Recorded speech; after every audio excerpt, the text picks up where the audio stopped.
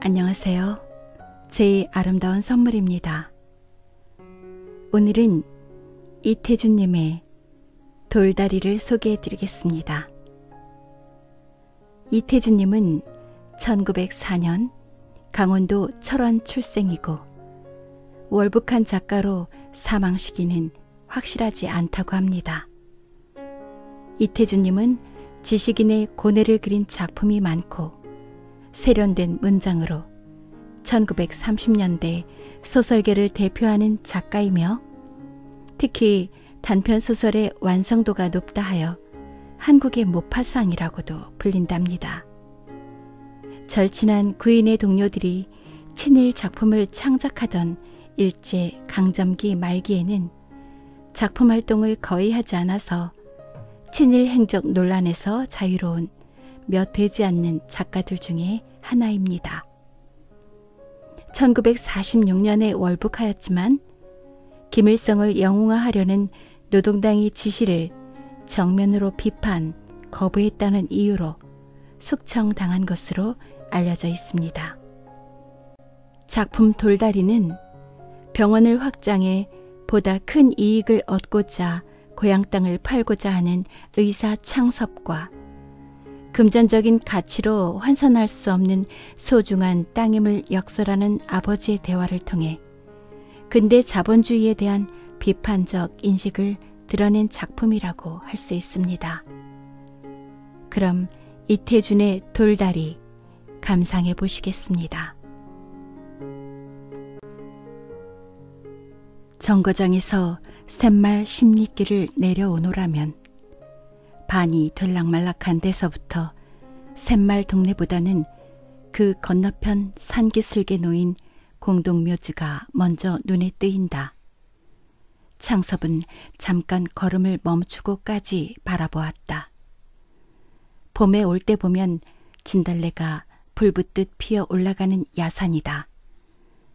지금은 단풍철도 지나고 누르퇴퇴한 가닥나무들만 묘지를 둘러 듣지 않아도 적막한 버스럭 소리만 울릴 것 같았다. 어느 것이라고 집어낼 수는 없어도 창옥의 무덤이 어디쯤이라고는 짐작이 된다. 창섭은 마음으로 창옥이를 불러보며 묵례를 보냈다. 다만 온위뿐으로 나이가 훨씬 떨어진 누이였다. 지금도 눈에 선하다. 자기가 마침 방학으로 와 있던 여름이었다. 창옥은 저녁 먹다 말고 갑자기 복통으로 뒹굴었다. 읍으로 뛰어들어가 의사를 청해왔다. 의사는 주사를 놓고 들어갔다. 그러나 밤새도록 열은 내리지 않았고 새벽녘엔 아파하는 것도 더해갔다. 다시 의사를 데리러 갔으나 의사는 바쁘다고 환자를 데려오라 하였다. 하라는 대로 환자를 데리고 들어갔으나 역시 오진을 했었다. 다시 하루를 지나 고름이 터지고 복막이 절망적으로 상해버린 뒤에야 겨우 맹장염인 것을 알아낸 눈치였다. 그때 창섭은 자기도 어른이기만 했으면 필시 의사의 멱살을 들었을 것이었다. 이런 누이의 허무한 죽음에서 창섭은 뜻을 세워 아버지가 권하는 고농을 마다하고 의전으로 들어갔고 오늘에 이르러는 맹장 수술로는 서울서도 정평이 있는 한 권위가 된 것이다. 창호가 기뻐해다오. 이번에 내 병원이 좋은 건물을 만나 커지는 거다. 개인 병원으로 제일 완벽한 수술실이 실현될 거다. 입원실 부족도 해결될 거다. 내 사진을 크게 확대해 내 새 진찰실에 걸어놓으마. 창섭은 바람도 쌀쌀할 뿐 아니라 오후차로 돌아가야 할 길이라 걸음을 재우쳤다. 길은 그전보다 넓어도졌고 바닥도 평탄하였다. 비 나오면 진흙에 헤어날 수 없었는데 복판으로는 자갈이 깔리고 어떤 목은 좁아서 소바리가 논으로 미끄러져 들어가기 십상이었는데 바위를 갈라내어서까지 일매지게 넓은 길로 닦아졌다. 창섭은 이럴 줄 알았다면 정거장에서 자전거라도 빌려 타고 올 걸 하였다. 눈에 익은 정자나무 선 논이며 돌각담을 두른 밭들도 나타났다. 자기 집 논과 밭들이었다. 논둑에 선 정자나무는 그전부터 있는 것이나 밭의 돌각담들은 아버지께서 손수 쌓으신 것이다. 창섭의 아버지는 근검으로 근방에 소문난 영감이다. 그러나 자기 대에 와서는 밭 하루가리도 늘리지는 못한 것으로도 소문난 영감이다. 곡식 값보다는 다른 물가들이 높아졌을 뿐 아니라 전대에는 모르던 아들의 유학이란 것이 큰 부담인데다가 할아버지와 아버지께서 나를 부자 소린 못 들어도 굶는단 소린 안 듣고 살도록 물려주시고 가셨다. 드럭드럭 담내 모아선 뭘 하니? 할아버지께서 쇠똥을 맨손으로 움켜다 넣으시던 논, 아버지께서 멍더를 손수 이룩하신 밭을 더 건 논으로 더 기름진 밭이 되도록 닥달만 해 가기에도 내겐 벅찬 일일 게다. 하고 절용에 쓰고 남는 돈이 있으면 그 돈으로는 품을 몇씩 들여서까지 빚둔 논배미를 바로잡기, 밭에 돌을 추려 바람맞이로 담을 두르기, 개울엔 둥마기 하기, 그러다가 아들이 의사가 된 후로는 아들 학비로 쓰던 목까지 들여서 동네 길들은 물론 읍길과 정거장 길까지 닦아 놓았다. 남을 주면 땅을 버린다고 여간 근실한 자국이 아니면 소작을 주지 않았고, 소를 2필이나 메고 일꾼을 3명씩이나 두고 적지 않은 전답을 전부 잔홍으로 버티어왔다. 실속이 타작만 못하다는 둥, 일꾼 3이 저희 농사해 가지고 나간다는 둥, 이해만을 따져 비평하는 소리가 많았으나 창섭의 아버지는 땅을 위해서는 자기의 이해만으로 타산하려 들지 않았다.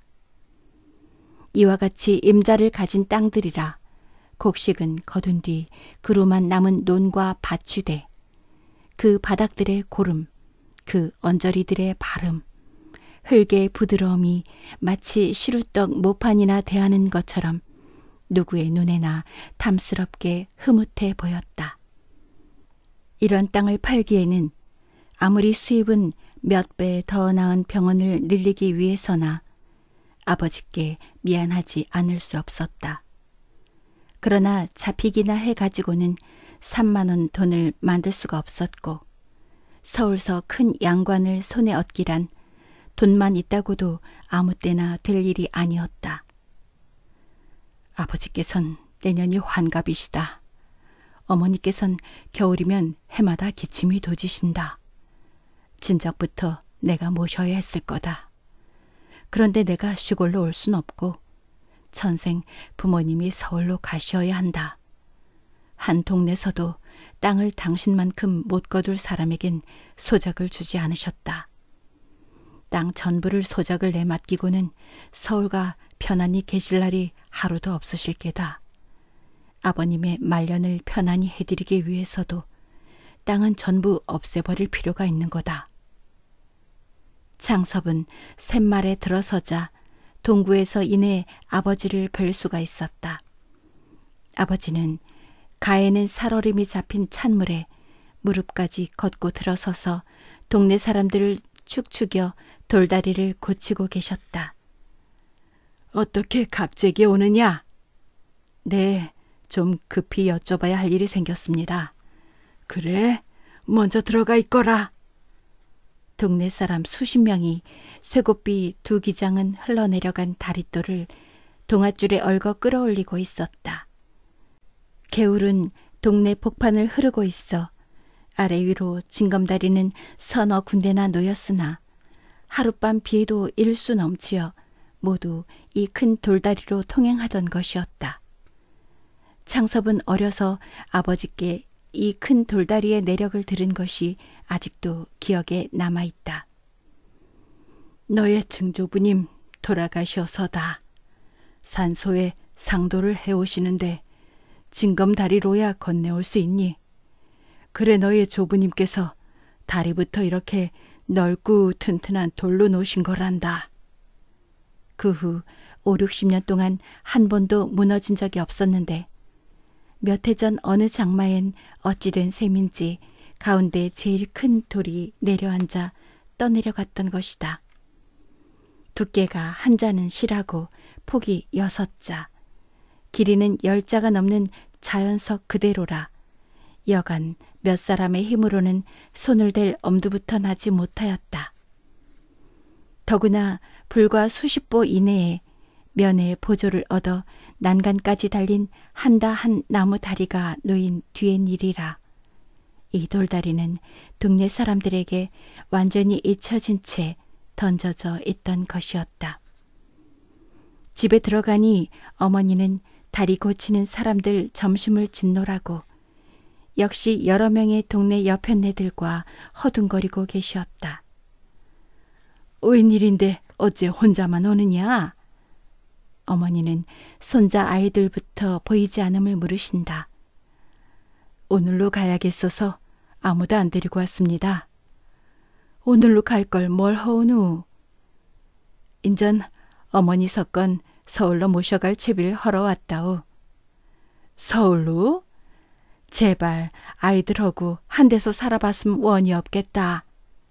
하고 어머니는 땅보다 조상님들 산소나 사당보다 손자 아이들에게 더 마음이 끌리시는 눈치였다. 그러나 아버지만은 그처럼 단순히 들떠질 마음이 아니었다. 아버지는 아들의 뒤를 쫓아 이내 개울에서 들어왔다. 아들은, 의사인 아들은 마치 환자에게 치료 방법을 이르듯이 냉정히 차근차근히 이야기를 시작하였다. 외아들인 자기가 부모님을 진작 모시지 못한 것이 잘못인 것. 한 집에 모이려면 자기가 병원을 버리기보다는 부모님이 농토를 버리시고 서울로 오시는 것이 순리인 것. 병원은 나날이 환자가 늘어가나 입원실이 부족하여 오는 환자의 3분의 1밖에 수용 못하는 것. 지금 시국에 큰 건물을 새로 짓기란 거의 불가능한 일인 것. 마침 교통 편한 자리에 3층 양옥이 하나 난 것. 인쇄소였던 집인데 전체가 콘크리트여서 방화방공으로 가치가 충분한 것. 3층은 살림집과 직공들의 합숙실로 꾸미었던 것이라 입원실로 변장하기에 용이한 것. 각 층에 수도, 가스가 다 들어온 것. 그러면서도 가격은 염한 것. 염하기는 하나 32,000원이라 지금의 병원을 팔면 15,000원쯤은 받겠지만 그것은 새 집을 고치는 데와 수술실에 기계를 완비하는 데 다 들어갈 것이니 집값 32,000원은 따로 있어야 할 것. 시골에 땅을 둔 데야 1년에 고작 3,000원의 실리가 떨어질지 말지 하지만 땅을 팔아다 병원만 확장해 놓으면 적어도 1년에 10,000원 하나씩은 이익을 뽑을 자신이 있는 것. 돈만 있으면 땅은 이담에라도 서울 가까이에라도 얼마든지 좋은 곳으로 살 수 있는 것. 아버지는 아들의 의견을 끝까지 잠잠히 들었다. 그리고 점심이나 먹어라. 나도 좀 생각해봐야 대답하겠다. 하고는 다시 개울로 나갔고 떨어졌던 다리돌을 올려놓고야 들어와 그도 점심상을 받았다. 점심을 자시면서였다. 원, 요즘 사람들은 힘도 줄었나 봐. 그 다리 점놀제 내가 어려서 봤는데 불과 연암은 이서 거들던 돌인데 장정 수십 명이 한나절을 씨름을 하다니. 나무다리가 있는데 그건 왜 고치시나요? 너도 그런 소리를 하는구나. 나무가 돌만 하다든. 넌 그 다리서 고기 잡던 생각도 안 나니. 서울로 공부 갈 때 그 다리 건너서 떠나던 생각 안 나니. 시체 사람들은 모두 인정이란 게 사람한테만 쓰는 건 줄 알더라. 내 할아버지 산소에 상도를 그 다리로 건네다 모셨고 내가 천잘 끼고 그 다리로 글을 끌어 댕겼다. 내 어미도 그 다리로 가말 타고 내 집에 왔어. 나 죽건 그 다리로 건네다 묻어라. 난 서울 갈 생각 없다. 네? 천금이 쏟아진데도 난 땅은 못 팔겠다. 내 아버님께서 손수 이룩하시는 걸 내 눈으로 본 바치고 내 할아버님께서 손수 피땀을 흘려 모으신 돈으로 장만 오신 놈들이야. 돈 있다고 어디가 느르지논 같은 게 있고 독시장밭 같은 걸 사. 느르지논 2개 선 느티나무는 할아버님께서 심으신 거고 저 사랑마당의 은행나무는 아버님께서 심으신 거다. 그 나무 밑에를 설 때마다 난 그 어른들 동상이나 다름없이 경건한 마음이 솟아 우러러보고 논다. 땅이란 걸 어떻게 일시 이해를 따져 사고 팔고 하느냐. 땅 없어 봐라. 집이 어딨으며 나라가 어딨는 줄 아니. 땅이란 천지만물의 근거야. 돈 있다고 땅이 뭔지도 모르고 욕심만 내 문서 쪽으로만 사 모으기만 하는 사람들. 돈놀이처럼 별일만 생각하고 제 조상들과 그 땅과 어떤 인연이란 건 도시 생각지 않고 헌신짝 버리듯 하는 사람들. 다 내 눈엔 괴이한 사람들로밖엔 되지 않더라. 네가 네 덕으로 오늘 의사가 됐니? 내 덕인 줄만 아느냐?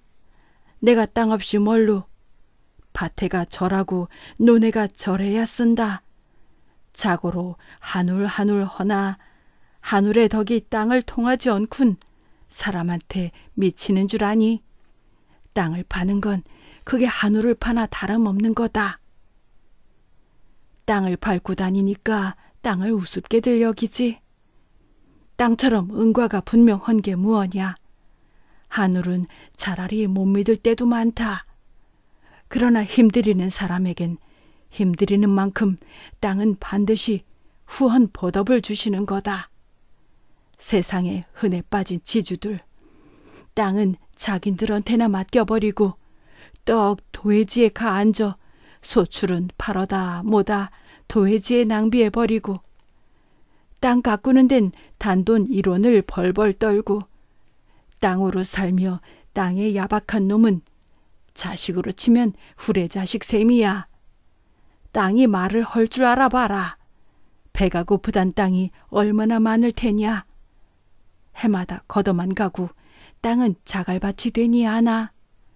둑이 떠나가니 아나. 걸음 한 번을 제대로 넣나. 정 급하게 돼 자기니 우는 소리나 해야 요즘 너희 신의들 주사침 놓듯 애꿎은 금비만 갖다 털어넣지. 그렇게 땅을 홀댈허군 인제 죽어서 땅이 무서서 어디로들 갈 탱구. 창섭은 입이 얼어버리었다. 손만 부비었다. 자기의 생각은 너무나 자기 본이었던 것을 대뜸 깨달았다. 땅에는 이해를 초월한 일종 종교적 신념을 가진 아버지에게 아들의 이단적인 계획이 용납될 리 만무였다. 아버지는 상을 물리고도 말을 계속하였다. 너로선 어떤 수단을 쓰든지 병원부터 확정하려는 게 과히 엉뚱한 욕심은 아닐 줄도 안다. 그러나 욕심을 부련 못 쓰는 거다. 의술은 예로부터 인술이라지 않니? 매살 순턴하게 진실하게 해라. 네가 가업을 이어가지 않는다군 단하지 않겠다. 난 너로서 발전할 길을 열었고 그게 또 모리지배의 악업이 아니라 활인허는 인술이구나. 내가 어떻게 불평을 말하니. 다만 3, 4대 집안에서 공들여 이룩해놓은 전장을 남의 손에 내맡기게 되는 게 저윽 애석한 심사가 없달 순 없고. 팔지 않으면 그만 아닙니까? 나 죽은 뒤에 누가 거두니? 너도 이제도 말했지만 너의 문서 쪽만 쥐고 서울 앉아 지주 노릇만 허게? 그따위 지주허구 자긴 틈에서 땅들만 얼말 고른지 아니? 안 된다. 팔테다. 나 죽을 임시엔 다 팔테다. 돈에 팔 줄 아니? 사람한테 팔테다. 건너 용문이는 우리 느르지논 같은 건 한 해만 붙여보고 죽어도 농군으로 태어났던 걸 한허지 않겠다고 했다. 독시장밭을 내놓는다고 해봐라. 문보나 덕길이 같은 사람은 길바닥에 나앉더라도 집을 팔아 살려고 덤빌 게다. 그런 사람들이 땅임자 안 되고 누가 돼야 오르냐. 그러니 아주 말이 난 김에 내 유언이다. 그런 사람들 무슨 돈으로 땅값을 한몫 내겠니? 몇몇 해구 그 땅 소출을 팔아 연년이 갚아 나가게 할 테니 너도 땅값을랑 그렇게 받아갈 줄 미리 알고 있어라. 그리고 네 어머니가 먼저 가면 내가 묻을 거고 내가 먼저 가게 되면 네 어머니만은 네가 서울로 그때 데려가렴. 난 샘말서 야인으로나 죄 없는 밥을 먹다 야인인 채 묻힐 걸 흡족히 여긴다. 자식의 젊은 욕망을 들어 못 주는 게 애비 된 마음으로도 섭섭하다. 그러나 이 늙은이한테도 그만 신념쯤 지켜오는 게 있다는 걸 무시하지 말어다구. 아버지는 다시 일어나 담배를 피우며 다리 고치는 대로 나갔다. 옆에 앉았던 어머니는 두 눈에 눈물을 쭈루루 흘리셨다. 너희 아버지가 여간 고집이시냐? 아니요. 아버지가 어떤 어른이신 건 오늘 제가 더 잘 알았습니다. 우리 아버진 훌륭한 인물이십니다. 그러나 창섭도 코허리가 찌르르 하였다. 자기의 계획하고 온 일이 실패한 것쯤은 차라리 당연하게 생각되었고 아버지와 자기와의 세계가 격리되는 일종의 결별의 심사를 체험하는 때문이었다. 아들은 아버지가 고쳐놓은 돌다리를 건너 저녁차를 타러 가버리었다. 동구 밖으로 사라지는 아들의 뒷모습을 지키고 섰을 때 아버지의 마음도 정말 임종에서 유언이나 하고 난 것처럼 외롭고 한편 불안스런 심사조차 설레었다. 아버지는 종일 개울에서 허덕였으나 저녁에 잠도 달게 오지 않았다. 젊어서 서당에서 읽던 백낙천의 시가 다 생각이 났다. 늙은 제비 한 쌍을 두고 지은 노래였다. 제 뱃속이 고픈 것은 참아가며 입에 얻어문 것은 새끼들부터 먹여 길렀으나 새끼들은 자라서 나래에 힘을 얻자 어디로인지 저희 좋을 대로 다 날아가 버리어 야위고 늙은 어버이 제비 한 쌍만 가을바람 소슬한 추녀 끝에 쭈그리고 앉아있는 광경을 묘사하였고 나중에는 그 늙은 어버이 제비들을 가리켜 새끼들만 원망하지 말고 너희들이 새끼적에 역시 그러했음도 깨달으라는 풍자의 시였다. 노인은 어두운 천장을 향해 쓴 웃음을 짓고 날이 밝기를 기다려 누구보다도 먼저 어제 고쳐놓은 돌다리를 보러 나왔다. 흙탕이라고는 어느 돌틈에도 남아있지 않았다. 첫 골수로도 가운데 골수로도 끝에 골수로도 맑기만 한 소담한 물살이 우쭐우쭐 춤추며 빠져내려갔다. 가운데 장으로 가 쾅 굴러보았다. 발바닥만 아플 뿐 끄떡할 리 없다. 노인은 쭈루루 집으로 들어와 소금 접시와 낫수건을 가지고 나왔다. 제일 낮은 받침돌에 내려앉아 양치를 하고 세수를 하였다. 나중에는 다시 이가 절인 물을 한 입 물어 마시며 일어섰다. 속의 모든 게 씻기는 듯 시원하였다. 그리고 수염에 물을 닦으며 이렇게 생각하였다. 비가 아무리 쏟아져도 어떤 한정을 넘는 법은 없다. 물이 분수 없이 늘어 떠내려갔던 게 아니라 자갈이 밀려 내려와 물구멍이 좁아졌든지, 그렇지 않으면 어느 받침돌의 밑이 물살에 쿵굴려 쓰러졌던 그런 까닭일 게다. 미리 바닥을 치고 미리 받침돌만 제대로 보살펴준다면 만년을 간들 무너질 리 없을 게다. 그저 늘 보살펴야 하는 거다. 사람이란 하늘 밑에 사는 날까진 하루라도 천리에 방심을 해선 안 되는 거다.